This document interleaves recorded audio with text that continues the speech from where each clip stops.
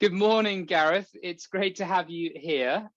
Just so everyone knows who you are, just quickly introduce you. So Gareth is the estate manager at the 3,300 acre family owned and managed Elmley National Nature Reserve in Kent. So Gareth has had a fascinating few years building up the brand and kind of really changing some of the dynamics of the estate. And obviously in this flux that we're going through at the moment, there's a lot to share about how to work with production, people, and nature. So Gareth, great to have you here. Thank you for taking the time this morning. Hi, Tim. Thanks for having me. So Gareth, the way that we get these going is really, we would obviously just love to understand a bit about your journey to date. You know, what got you into land management? What kind of brought you on this journey? You know, what are you up to at the moment? Maybe a little bit about how the last year's been for you guys. I know things have obviously been different for everyone. So how's that been?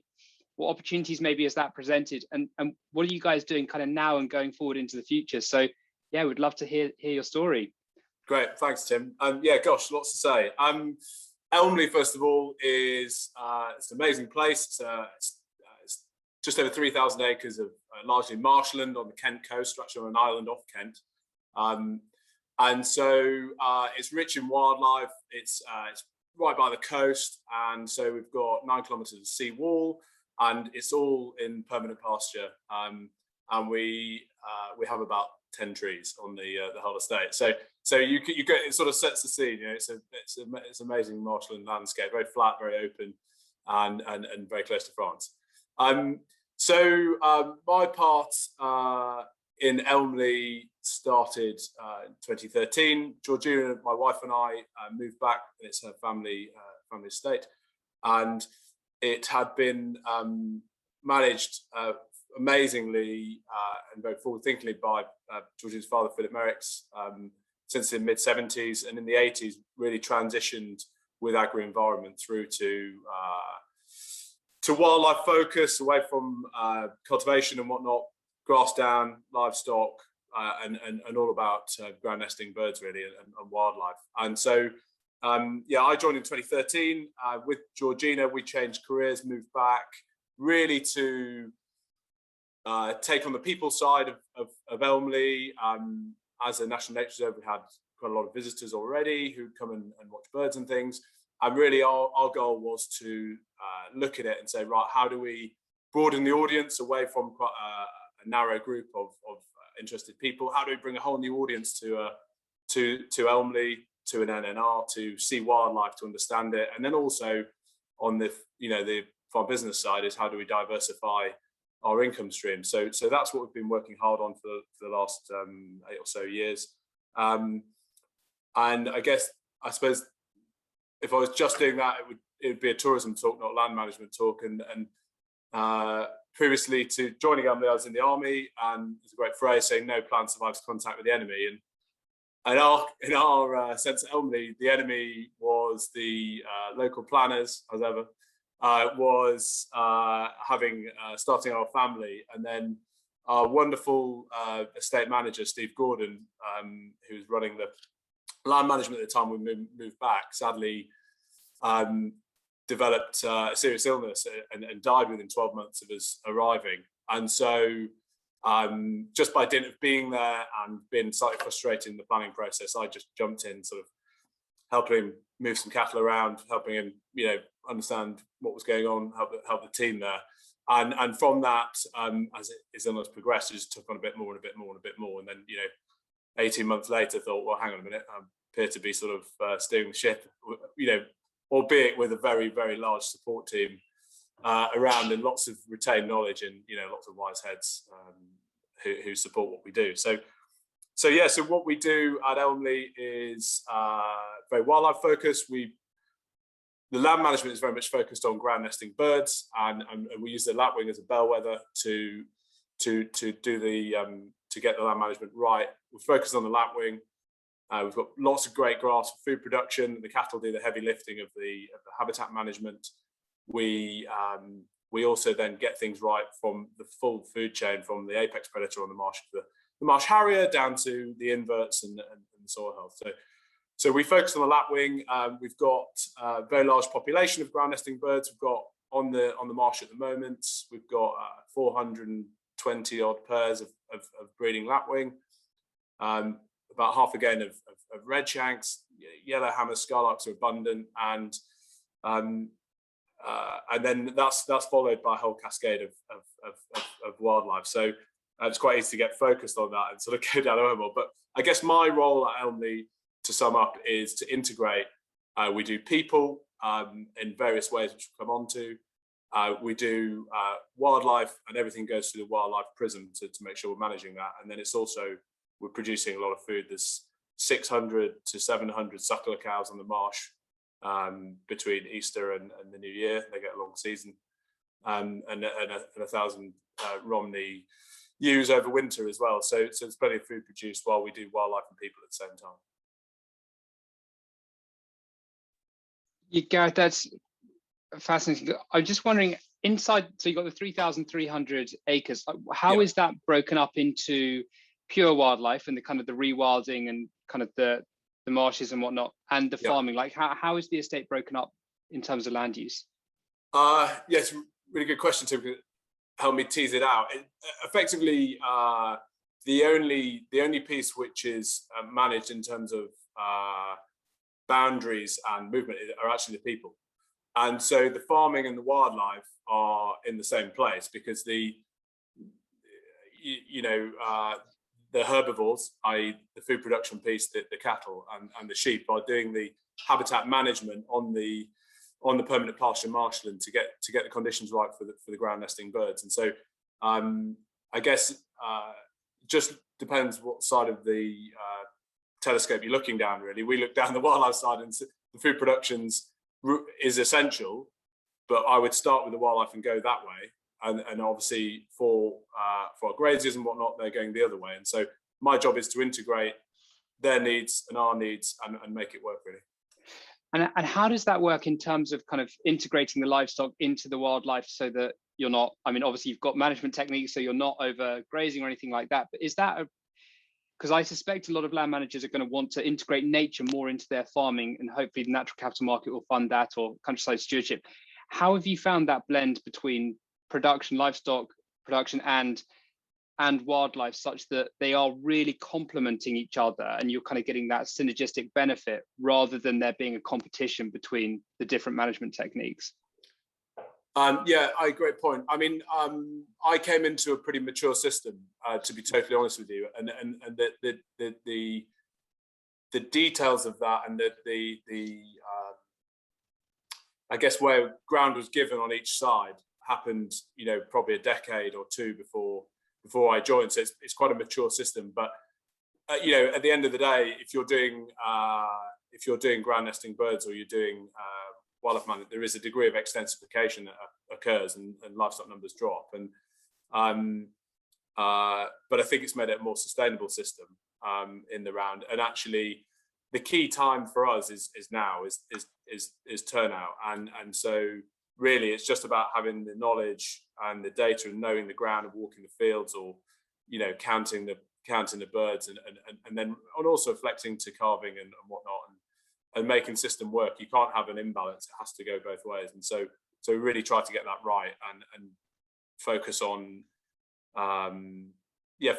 just being sensitive to both sides, but particularly the wildlife side. Yeah, and in that, because I wonder whether you've got quite a unique habitat and quite a unique land form, and I just wonder whether, from your experience, I also want to touch on the people side and how that becomes integrated in a second. But in terms of the farming and nature, with the likelihood of more farmers bringing nature into their system, as we just discussed, like, how can you see that becoming more prevalent? Because I suspect a lot of farmers who are much more heavily into production are nervous maybe of bringing nature into their farm system, but you're saying that there are mechanisms to make it all really work collectively, and obviously if you can get the natural capital income as well, then even better. What sort of advice would you have, Gareth, in terms of trying to integrate nature into a farmed system, so that we do get those natural capital benefits? And maybe part of the reason I'm thinking that that's an important question is also because when it comes to biodiversity corridors or wildlife corridors that go across multiple farms, not that it's going to get imposed on farmers to deliver their part of that rewilding, but I'm just wondering, what the mechanisms could be to enable more of these biodiversity corridors to get created across landscapes that require the integration with food production. Yeah, no, I totally agree. In fact, we had a visit by a neighbouring farm last week who were thinking of getting into ground nesting birds and agri-environment and whatnot, and they do a lot already. But and I guess we were talking about the same point from different perspectives, and I don't think it's a technical timing thing or a prescription thing. I think it's quite easy to rest on. You get the agri-environment prescription, you just follow it to the letter, and it says the 1st of April, and you just crack on. And it's conditions based, isn't it? And you have to have that feel for the environment you're managing, but also you have to. I guess the way we got around that is we see our wildlife as a production, as a crop. We count the numbers of nests we have. We count the numbers of chicks that hatch. We count the production. And it's always said to me that, farmer doesn't count the acreage, he counts what goes over the weighbridge on an arable farm. We count how many birds we fledge as a measure of success. And I guess if you have those measures of success and you are seeing that as an output, it helps you balance the needs of what's happening, if that makes sense. So it's not just about, the number of calves on the marsh. It is actually about both. It's about the wildlife production and the food production. And with Elmley, you guys financially capitalize on that wildlife, partly through countryside stewardship being kind of one element, I think, but also the people side, and actually that being an attractor of people to the estate. So maybe, how have you brought people in? Because if you've got not an intent, but there's quite a lot of activity happening with the wildlife and the production, like how do you bring people into that as well? Yeah. So that, again, you don't have the disturbance, you don't have the issues. And I guess they're paying to be there. Is like, how do you kind of blend people in and use that as a diversification and an income stream as well? Yeah, sure. I mean, there are two sides to it. But basically, we split it down with what we do. It's been going for a long time. So we had a historic group of visitors and people, and tended to be bird watchers and bird focused people. And when we arrived, we weren't necessarily in tune with that group, but it was amazing to see how much they enjoyed it and loved it, and we were living on site and whatnot. We just thought there's a really good opportunity here to bring a whole new audience of people to Elmley who would never sit in the pub on a Friday night and say, "Oh, tell you what, tomorrow, Tim, we'll go to a national nature reserve." This is not going to happen. But we thought if we can give them an attractive thing to do, like really cool shepherd's hut, or great coffee and a fun event or whatever that was attractive, you could get them to come, and then they have, by just being there, they have an amazing wildlife experience. And so we get to influence their view on farming and wildlife and our landscape by their experience. And I guess what we try and do is we give people experiences either during the day or they stay overnight, or they come and have an event like a wedding and whatnot. And I think that's really the concept. We don't have many people directly on our doorstep, so direct sales of meat or whatever wasn't really our initial thought. But what we thought was, actually, we're within 50 miles of London. There's about 9 million people within an hour's drive. There's surely got to be a market there. And so you're saying, so there's all these people that didn't used to come, and you've put certain things in place like great coffee and shepherd's huts and whatnot, and then that kind of draws people in, and then you kind of bring them through this wildlife experience. And I kind of guess from slightly the uniqueness of that experience that becomes, like, I can imagine you have a lot of return visitors, or you have a lot of kind of advocates of what you're doing who will then invite friends, and then they'll do certain things. So how have you, or how did you kind of instigate that in the beginning? Like when it was like, oh, well, we've got potentially a huge opportunity, the people aren't here now. Like, what process did you go through to test that idea, and what advice did you get? Because again, I think a lot of land managers, the income from people is going to be a really important part of the future of their business. And what process did you go through to really work out how to do that effectively? Yeah, I mean, I'd love to sit here and tell you it was a really considered, thoughtful process, and we were really sort of detailed planning and whatnot. Which we did to an extent, but as I say, when we first started, a lot of it, we were solely going to be focused on the people part, and it was going to just be about setting up a overnight stays business and then seeing if we could do some small events. We've got a nice barn, and it sort of lent itself. The challenge was there's a 2-mile entry road across the middle of the nature reserve to get to us, and then where Kingshill Farm, where our accommodation things is right in the middle of the reserve. So wonderful for experience, not so good on planning. And so really it was very, very cautious steps. It was really breaking the mold. I've got to say, Natural England initially, when we said we want to host a wedding in the middle of an NNR, National Level Nature Reserve, and the national bit of it is not nationally owned, it's just we've got nationally significant levels of wildlife. And so when we said, oh, can we have, we're going to start doing weddings in the barn, there's more than an eyebrow raised. But we basically went to do it quite cautiously, quite conservatively and sensitively, and signed up to, not lots of onerous rules, but enough rules that and planning conditions that would allow us to do it, but gain trust and start a proper relationship where it was based on trust, and we would do the right thing, and that's worked well. And I guess the way we did it was we basically did it ourselves. We started small. We had a few shepherd's huts. We lived on site. We just run them on the side. Clearly, we were sort of learning the tourism business. At the same time, I was trying to hoist in the land management side. So, and we just had a baby, so it was fairly full on. And I wouldn't necessarily recommend that route for anyone who wants to keep their hair. So perhaps not a wider model, but in terms of the integrating tourism or overnight stays and wildlife, it's totally possible. You just have to be sensible, and you just have to give allowances on both sides. And we did that. There's some natural landscaping things we did, with water barriers and things that keeps people in certain places, and but also messaging, and actually people who want to come to see us don't want to sort of cause loads of disturbance to the barn owls or whatever. They want to enjoy them. So it's quite an easy win, really. Yeah. So on that, so you kind of built up this brand. There was probably somewhat of a brand before when it was very focused on nature and National Nature Reserve and whatnot. So I can imagine there was sort of a thing that Elmley represented, but I can imagine bringing all these people in has created a whole new brand, nice website, investing in social media and whatnot, and obviously been on Countryfile and things like that. How have you then kind of leveraged all of the activities that are going on and kind of built the brand around it so that you really represent something, people know to come and find you? How did that journey happen as well to kind of really elevate the brand? Because again, coming back to, the farming world now, the more that certain people can leverage their brand or build their brand and leverage it, more likelihood of getting more capital, more revenue.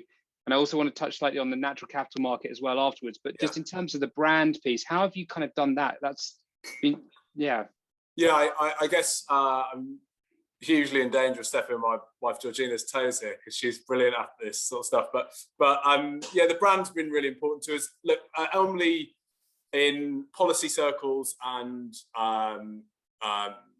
to a degree farming and land management circles has been really well known for a long time. Father-in-law Philip Merricks has done an amazing job at through FWAG and just managing the whole estate within a agri-environment scheme and going in both feet first, really, to do wildlife and farming together, and being a real advocate for it. That was really well known, and I guess we wanted to support that whilst at the same time perhaps introducing those people we spoke about before, the people that had been us 10 years ago, couple in London with nothing to do and disposable income.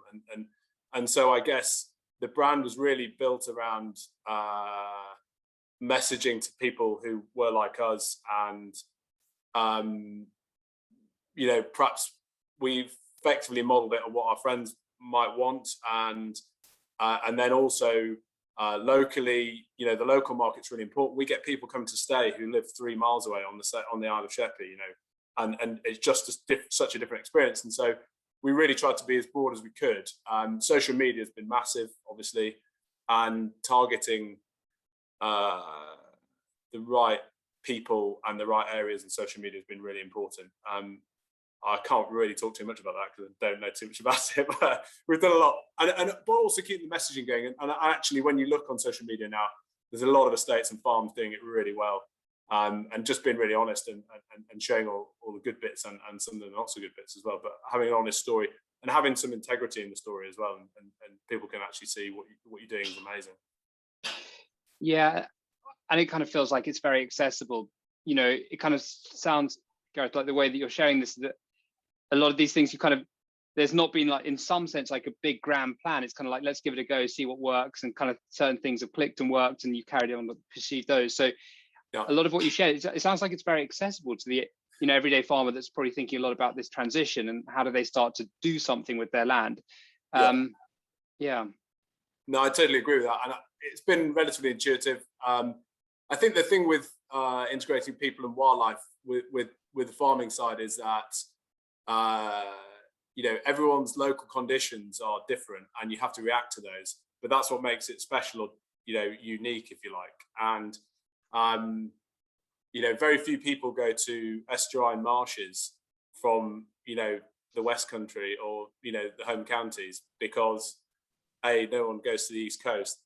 You know, our coast in Kent was, no one goes on holiday there. And when we went to set up accommodation business at Elmley, you know, we did get some raised eyebrows saying, really, is anyone going to go out to the marshes for a holiday? And actually, it's just about doing something different and finding your point of difference, whether that's locally or regionally, and giving people a taste of it in the best way you can.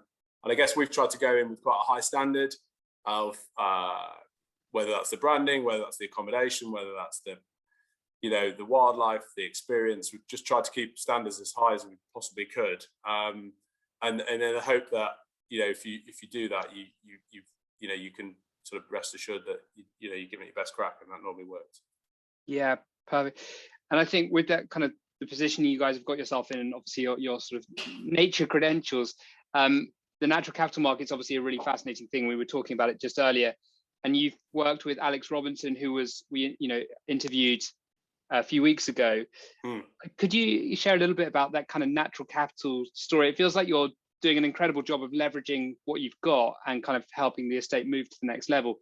In terms of the natural capital market, what's your gut feel on that, in terms of what opportunities it might present for the estate, and, you know, maybe the risks around it, or how would you like to use it? If there were projects you would like to invest in to improve nature, how would you want to use the natural capital market to do that?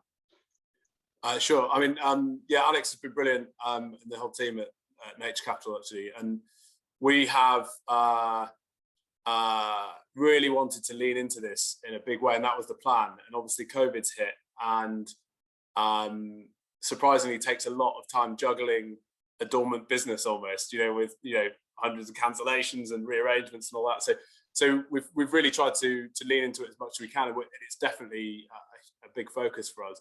We had an interesting giggle about sort of net gain and how it's unlikely we'd get much of that, because, you know, we're kind of topping out with, you know, I don't think we'll get many more than 160 Marsh Harriers on one marsh, and the lapwing are pretty full as well. So the natural capital piece for us is really also about looking in the crystal ball and working out where Elmley will be in 20, 30 years. And I guess it's for us, it's a lot about storm surges and sea walls and, you know, intertidal habitats and all of that sort of thing, which gives us an opportunity with blue carbon, with salt marsh creation and all that, those sort of dynamics. So that's really interesting for us. And but where I see it at the moment is, and Jake Fines touched on it before, we just haven't quite packaged it up in the right way yet. And I think it will be necessary to do it at scale. We've looked, or we are looking at various ways to do it internally, and I guess there'll be some and some, won't there? I think there'll be an at-scale joint piece where, you know, an ecosystem, or for us, the Swale estuary and the Greater Thames estuary will be a landscape, and there'll be, that will have credits for biodiversity and carbon and things, and will be a piece within that. And then I guess where we're looking at internally is being a great partner for a discrete business to have a relationship with, where not only can they you know, have natural capital investments, but they can enjoy and come to as well. And I guess that sort of partnership is really interesting. And but yeah, there's a lot of work to do before we get there. And so you and that's quite interesting. So it feels like there's one side that maybe you would sort of want to draw from the market, let's say. So say your area happens to be in a zone where carbon credits are available, and you're like, well, great, I'll deliver some of those. Yeah. So that's kind of taking from, or working with the market, you could say. And then the other is being much more strategic and creating those deals, you know, like, you know, I don't know whether it's sort of like, you know, wooing certain corporates and being like, guys, well, look, we're, you know, so, and that's obviously got to probably be quite active in that. And there's probably a pipeline of people you're speaking to, some will bite, some won't. But how are you pursuing that kind of more strategic approach to deal making with corporates? Is that like, is there I mean, I guess it's not a formula for it, but how are you guys packaging up what you're doing to make it attractive to people? To be totally honest, I think that's what we're feeling through now. And as I alluded to, I think with it being with the sort of fluctuations of this last year, I think everyone, including larger business and much larger business than ours, are focused on getting back to normal jogging. And you know, for us, certainly the challenge of restarting a team on the hospitality side, keeping the spring activities, which is normally really busy, on the wildlife side and the farming side going, and juggling all those balls, means that we perhaps don't feel the timing's quite right at the moment, and that is, you know, the next piece that we're going to look at. But in terms of how we're looking at it, I guess we want to stick to what we're doing and incorporate that within our existing model, and see that the dynamisms are going to come from the environment, whether that's, you know, we've got sections of low sea wall, and we might try and be not land managing, but, you know, intertidal or sea managing or whatever. So letting that in and forming some salt marsh and whatnot. And then direct to corporates at the moment is, I think it's let's get through the COVID thing, and then engage when people are sort of really focused on the wider thing rather than just core operations. Yeah, I think it's so exciting. I mean, it's kind of lovely that there's so much dynamism in the sector. Like, it feels like there's a lot of opportunity, and maybe COVID's been a great opportunity to step back and reflect and kind of go again. And so I mean, the next kind of question really is, you know, we've got our 90 acres just south of Guildford in Surrey. What advice would you have for, you know, farms like us or other farms that are kind of working out what the transition is going to look like? What advice would you give to people to help them get ready for this change in the market? What are your thoughts? It's quite, when we were chatting before, it's quite interesting, because I think about this quite a lot, actually, because we are, and I'm not saying it flippantly, we are literally one storm surge and 2 tides away from having a 100-acre farm. So it's quite pertinent, because we have to sort of adapt to that. But I guess, you know, the whole point of the people side of it, and we're certainly not the only ones doing this, but, you know, 50% of revenue comes from probably 2% of the farm or the estate. So in terms of, if we look at it as a triple bottom line, you don't need a lot of land to have a sustainable business model, and then it's really about using what you've got to the best of your ability. And our higher land is not actually an agri environment, and it's not it's about the only piece that's not designated as triple SI, and a especially protected area for birds and all the rest of it. So what we're doing there is a bit of natural regeneration.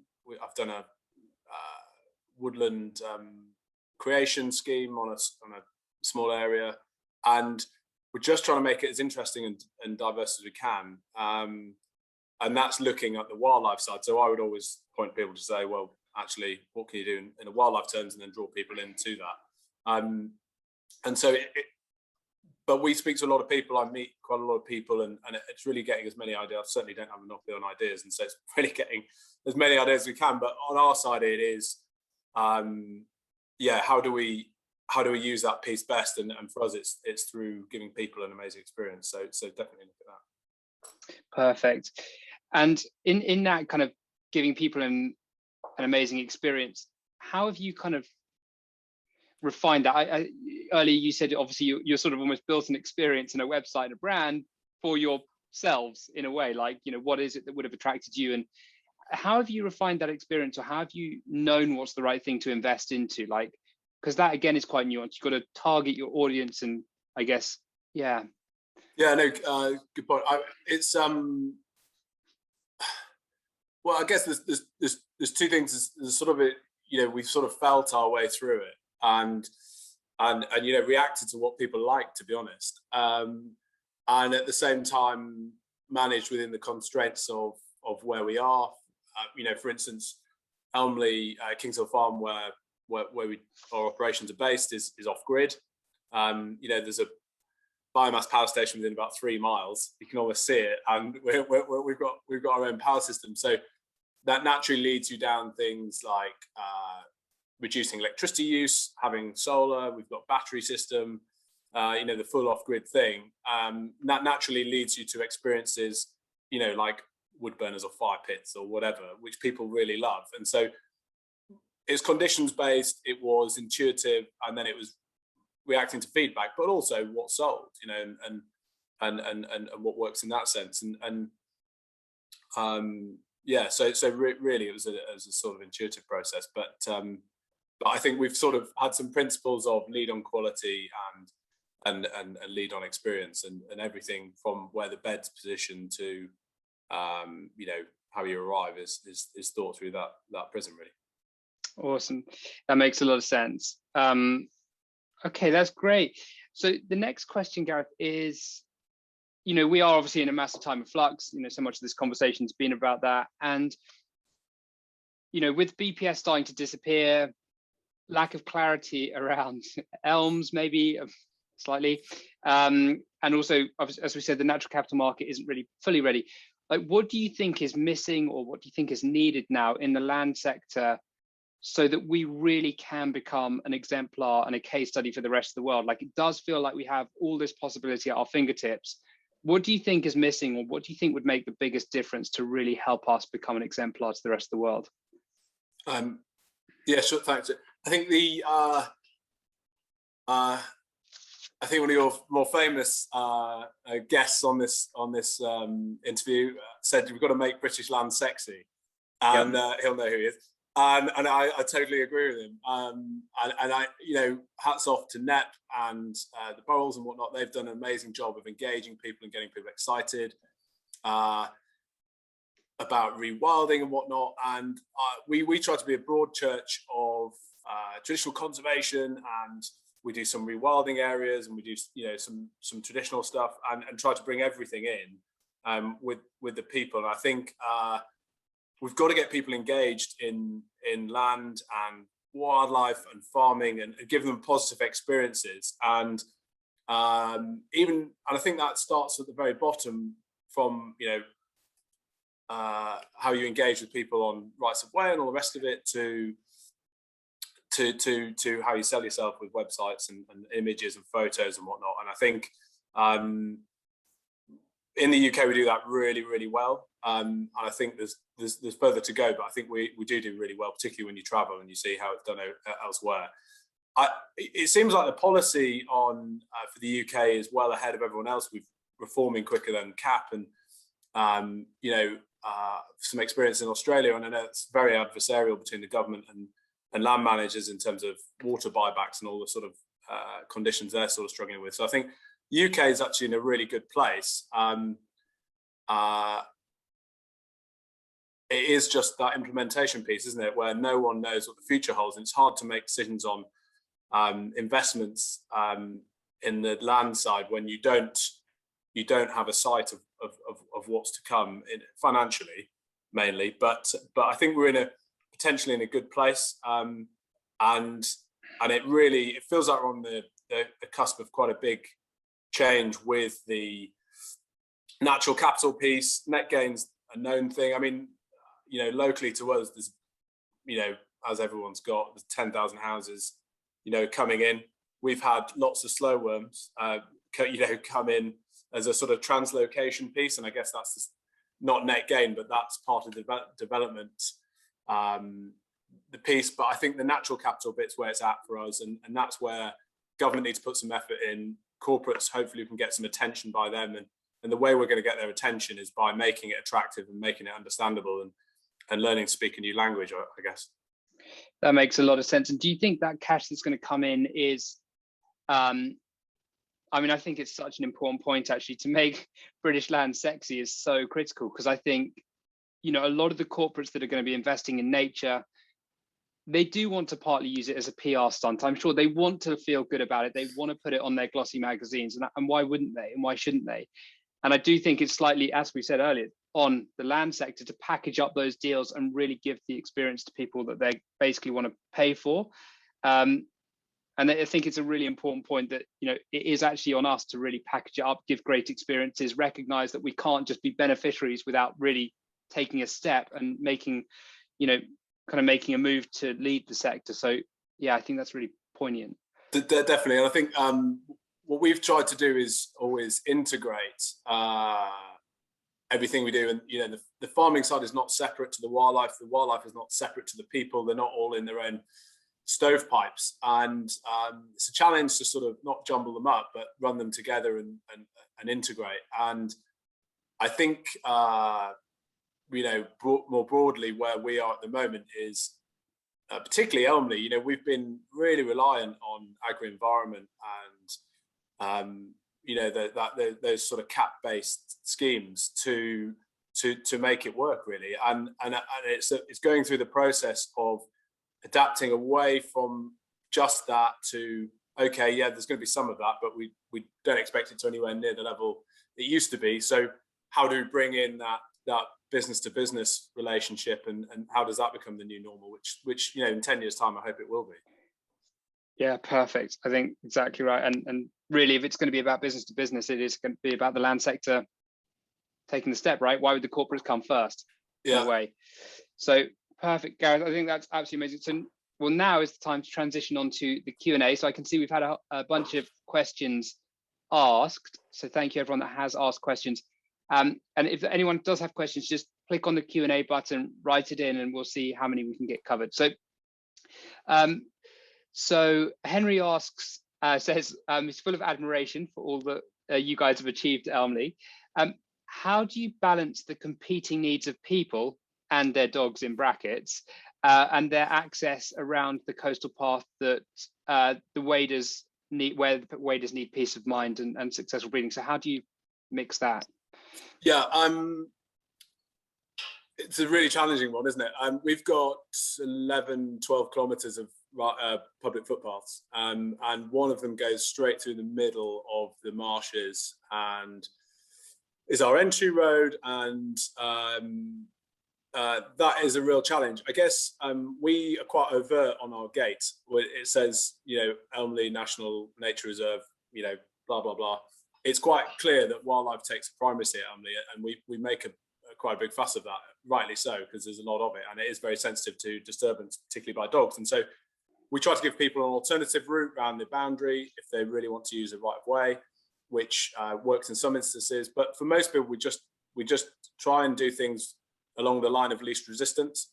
So if we know the natural quickest way to get up onto the seawall is a certain area, we just put a viewing screen at that point on the seawall, and that naturally funnels people to that point on a really nuts and bolts level. With the English coastal footpath, that's been a real challenge, and it's been difficult having a really strong relationship with Natural England, and then sort of they having to sort of almost impose a new right of way, which is slightly counter to the interests of some of the wildlife. And so we've worked with them. Our management technique is to keep everyone below the wall, for example, and we don't allow dogs for visitors coming in by car. So it's just a no dog policy, for obvious reasons, because it's awash with ground nesting birds. It's not ideal, and overwintering birds. And then where people do have, do bring them on under close control, we just have signs saying, please have it on the lead, and respect the reserve and whatnot. And just by the nature of our geography at the moment, we don't have that many people who can walk in from their doorstep within easy reach. It's quite a distance. That's going to change because a lot of houses have been built on our doorstep pretty much. So it will be. It's always an active issue. It will be something we'll have to look at. But really, it's been people management, wardens, signage, and physical infrastructure. Perfect. Thanks, Gareth. So the next question, Ian asks, in 20 years' time, where do you think the split of income for the industry in the round will be? So some from the marketplace, some from food, diversification, natural capital, and also that blend of public and private income. How do you see the income split changing? I guess 10 years ago, we would have been, 100% farming and agri-environment as an estate. We're now at 60-40 or 50-50, 60-40 tourism and farming and agri-environment. And I guess if one of those starts to go down, we'd want to be roughly thirds to be balanced. And I think COVID's really shown us that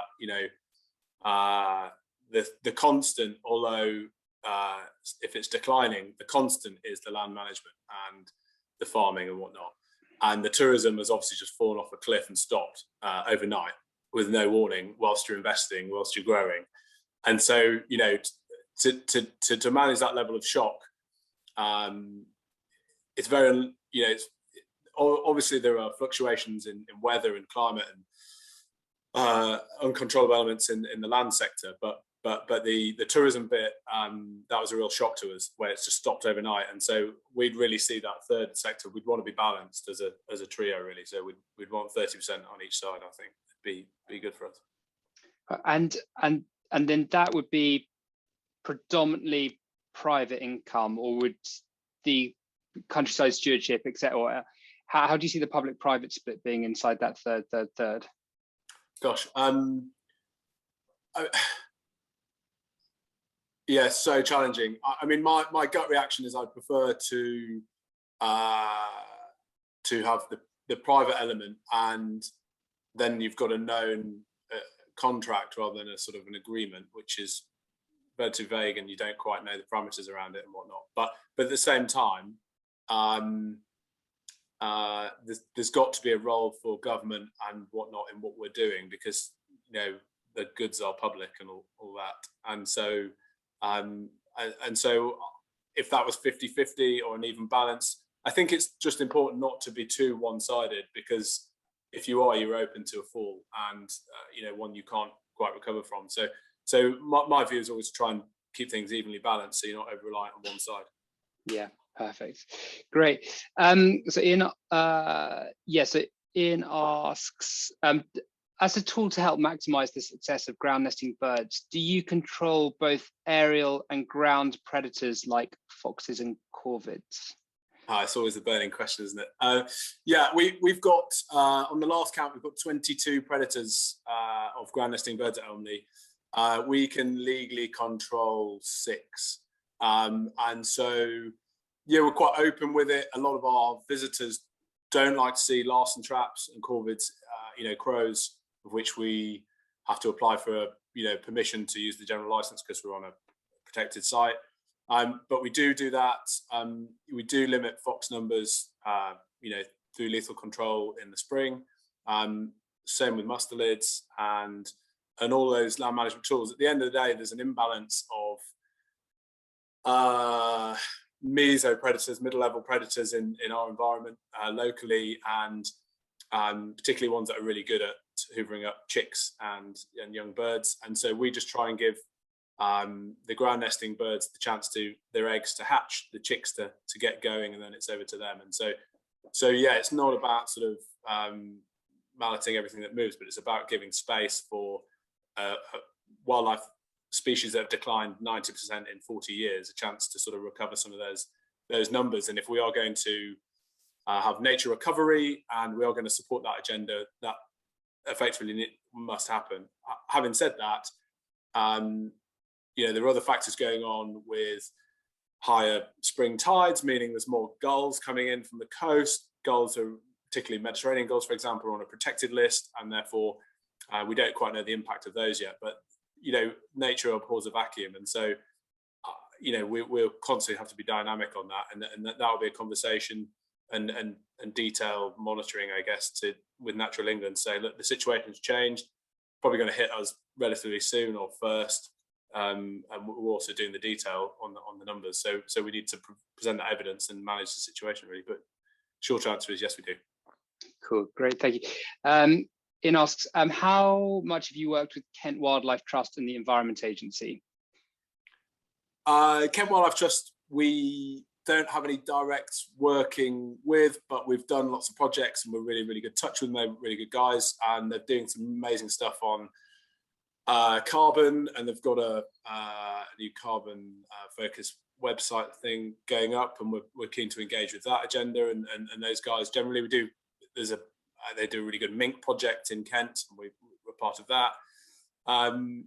And then the Environment Agency are a really big deal for us. We've got, as I mentioned, we've got a lot of seawall.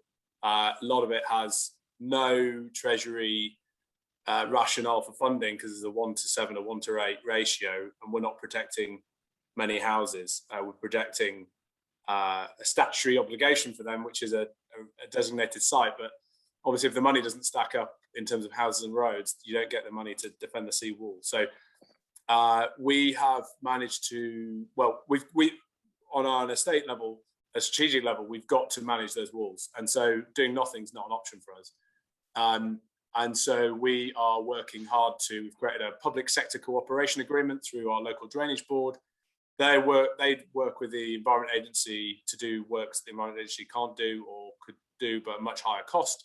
So it's about saving money, it's about getting things done, and it's about us supporting the drainage board and the EA to achieve things which they just can't do because of their system inflexibilities or their huge costs of health and safety or whatever. So yeah, so we really try hard with them, and our local officer is forever getting WhatsApps of me sending pictures of a broken bit of seawall or a rock out of place or whatever, and she's sick of it. But we've got a relationship, and we're working really hard with those guys. But the Environment Agency is a challenge. Perfect. So Jody asks, how's the relationship with the RSPB and other neighbouring landowners? Are you part of any catchment or cluster groups?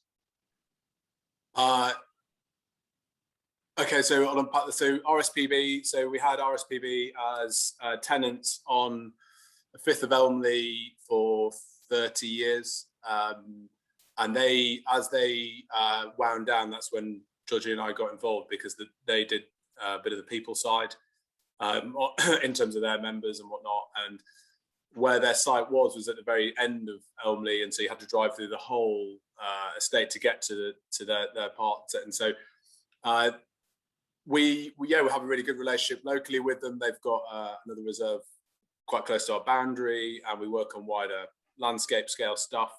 But day to day, there's no relationship. And actually, first 2 or 3 years of our time at Elmley was effectively changing the perception of what Elmley was, and everyone knew it as those Davises knew it as an RSPB site, and that was quite a challenge to say, well, actually, it's not. It's actually a family farm, and would you mind, doing this or doing that? And so that was a bit of a challenge, but generally, yeah, not much day to day with them anymore, to be honest. And so, who's the third group? And the farming clusters. Yeah, so farming clusters. So we're not in one yet. Elmley's been it's quite a big area of designated site in agri environment, and so we've largely sort of sailed our own course up to now. But locally there's a lot more people engaged now in breeding waders and making the most of their triple SI land and their marshes, and so yeah, we're in talks now. We're hopefully going to get one going on the Swale, you know, in the next year, and then sort of, you know, it's all about teeing up for Elm really, and looking at that. Great. Jeremy asks, can you elaborate on the planning issues you faced? Oh yeah, so it was just about proving a concept really. So if you imagine you've got a you know, large body of land, all of which is designated, bar you know, 100 acres right in the middle. The planning constraints on any development within a triple SI, an SPA, and a Ramsar site, wetland of international importance, are, you know, understandably stringent. And there seemed to be a view that it was okay for people to drive in and birdwatch or do something during the day and then drive out again. But if you were going to stay overnight, or you're going to have a group of people formally there rather than informally to drive themselves there, that there would be more of an impact on the triple SI. And so we had to really prove that what we had, you know, all the wildlife we had locally would not be affected. And if it was, the displacement effectively is still onto Elmley, because we've got depth strategically around the activity area. And so at Kings Hill Farm, you know, the planning hoops for 2 or 3 shepherd's huts with a ground area of about 12 square meters it felt a bit like doing a Barrett Homes, you know, 10,000 house application, to be honest. But at the time, we were sort of breaking a paradigm by saying, actually, we're in an NNR, we're in a natural level nature reserve, and we can do accommodation sensibly, and we could have a wedding at a low wildlife time of year. You know, it's just about balance. We don't do weddings in April because of the road just either side of the driveway has got nesting lapwing within 2 meters of the edge of the road. You know, our wildlife is habituated to vehicles and things, and so we're quite lucky in that sense. But it is just about balancing it and being sensible. Cool. So Jeff asks, do you actively monitor out into the intertidal? Yeah, we do. We've got a you know, part of the Elmley team is the land management team of 3 of us.